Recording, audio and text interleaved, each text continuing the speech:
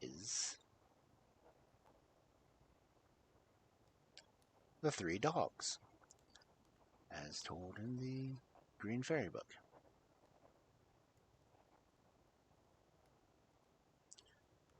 There was once upon a time a shepherd who had two children, a son and a daughter. When he was on his deathbed, he turned to them and said, "I have nothing to leave you but 3 sheep and a small house. Divide them between you as you like, but please don't quarrel over them, whatever you do."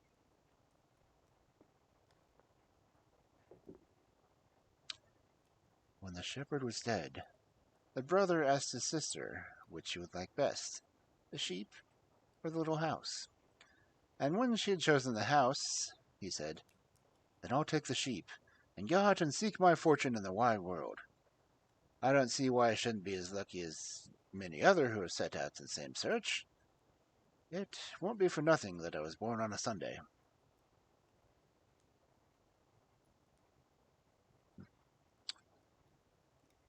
And so he started on his travels, driving his 3 sheep in front of him, and for a long time it seemed as if fortune did not mean to favor him at all.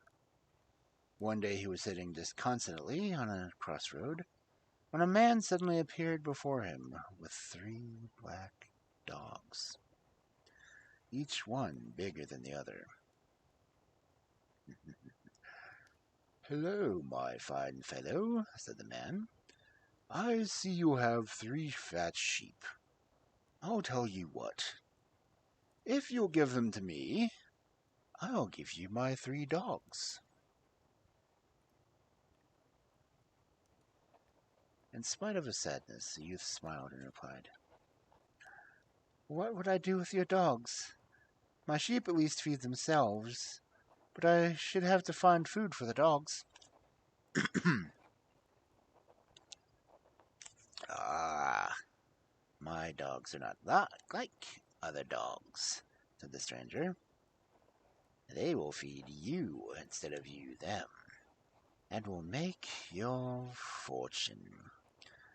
The smallest one is called Salt, and will bring you food whenever you wish. The second one is called Pepper, and will tear anyone to pieces who offers to hurt you. And the great big strong one is called Mustard, and is so powerful that it will break iron or steel with his teeth."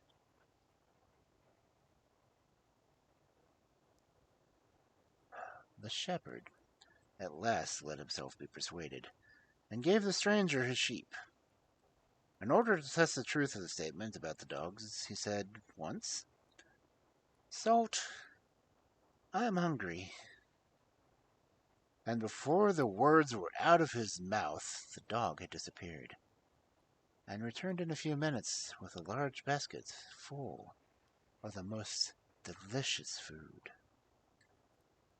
Then the youth congratulated himself on the bargain he had made, and continued the journey in the best of spirits. One day he met a carriage and a pair, all draped in black. Even the horses were covered with black trappings, and the coachman was clothed in crape from top to toe. Inside the carriage sat a beautiful girl in a black dress, crying bitterly. The horses advanced slowly and mournfully, with their heads bent on the ground. "Coachman, what's the meaning of all this grief?" asked the shepherd. At first, the coachman wouldn't say anything, but when the youth pressed him, he told him that a huge dragon dwelt in the neighborhood, and requiring yearly a sacrifice of a beautiful maiden. This year the lot had fallen on the king's daughter, and the whole country was filled with woe and lamentation in consequence.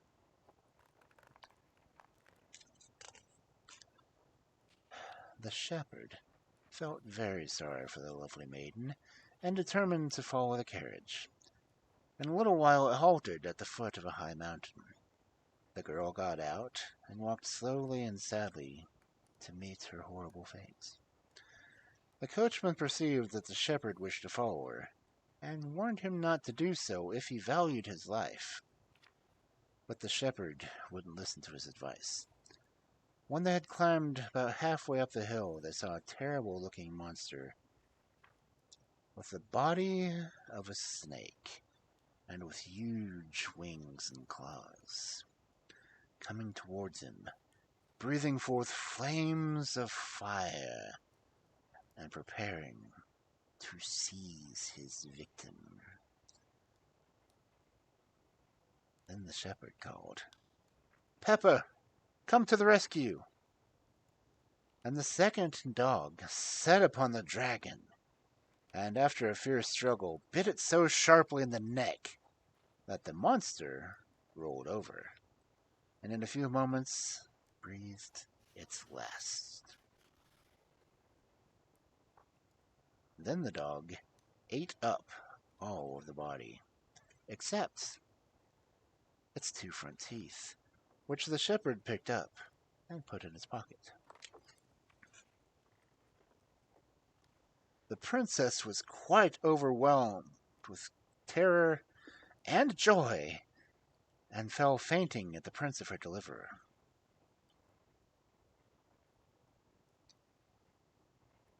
When she recovered her consciousness, she begged the shepherd to return with her to her father, who would reward him richly. But the youth answered that he wanted to see something of the world, and he would return again in 3 years. And nothing would make him change his resolve. So the princess seated herself once more in her carriage, and bidding each other farewell, she and the shepherd separated. She to return home, and he to see the world. But while the princess was driving over a bridge, the carriage suddenly stood still, and the coachman turned around to her and said, "Your deliverer is gone, and doesn't thank you for your gratitude? It would be nice of you to make the poor fellow happy. Therefore, you may tell your father that it was I who slew the dragon, and if you refuse to, I will throw you in the river, and no one will be any the wiser, for they think the dragon has devoured you."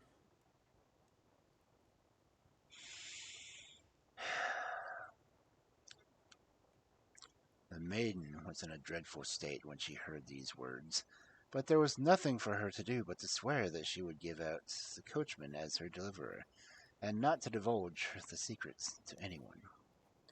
So they returned to the capital, and everyone was delighted when they saw the princess had returned unharmed.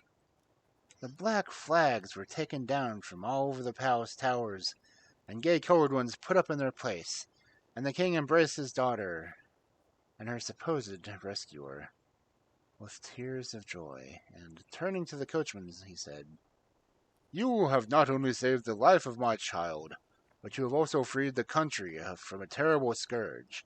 Therefore, it is only fitting that you should be richly rewarded. Therefore, take my daughter for your wife. But as she is still young, do not let the marriage be celebrated for another year." The coachman thanked the king for his graciousness, and was led away to be richly dressed and instructed in all the arts and graces that benefit his new position. But the poor princess wept bitterly, though she did not dare to confide her grief to anyone.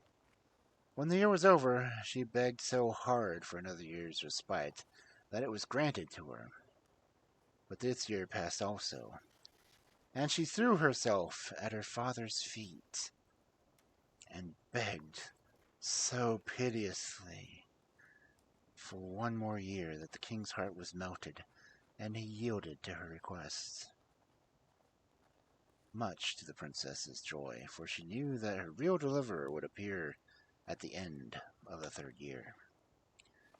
And so the year passed away like the other 2, and the wedding day was fixed, and all the people were prepared to feast and make merry.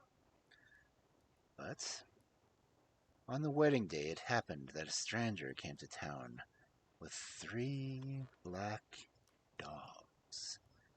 He asked what the meaning of all the feasting and fuss was, and they told him that the king's daughter was just going to be married to a man who had slain the terrible dragon.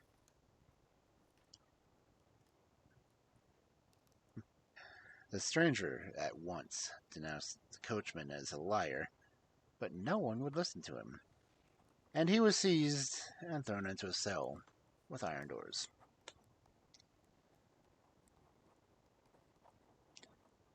While he was laying on his straw pallet, pondering mournfully on his fate, he thought he heard a low whining of his dogs outside.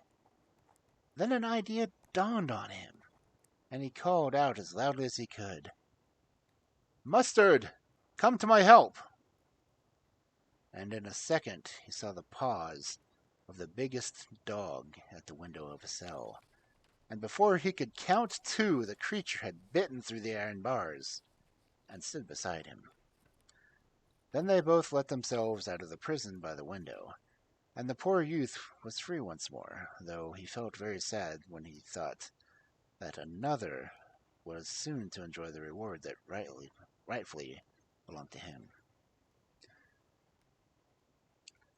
He felt hungry too, so he called his dog Salt and asked him to bring some food. The faithful creature trotted off, and soon returned with a table napkin full of the most delicious foods. And the napkin itself was embroidered with a kingly crown. The king had just seated himself at the wedding feast with all his court, when the dog appeared and licked the princess's hand in an appealing manner. With a joyful start, she recognized the beast and bound her own table napkin around his neck. Then she plucked up her courage and told her father the whole story. The king at once sent the servants to follow the dog, and a short time after the stranger was led into the king's presence. The former coachman grew as white as a sheet when he saw the shepherd, and falling on his knees, begged for mercy and pardon. The princess recognized her deliverer at once, and did not need proof of the 2 dragon's teeth which he drew from his pocket. The coachman was thrown into a dark dungeon, and the shepherd took his place at the princess's side. And this time, you may be sure, she did not beg for the wedding to be postponed. The young couple lived for some time in great peace and happiness, when suddenly one day the former shepherd bethought himself of his poor sister, and expressed a wish to see her again, and to let her share in his good fortune. So they sent a carriage to fetch her, and soon she arrived at the court and found herself once more in her brother's arms. Then one of the dogs spoke. "Our task is done. You have no more need for us. We only waited to see that you did not forget your sister and your prosperity." And with these words, the 3 dogs became 3 birds and flew away into the sky.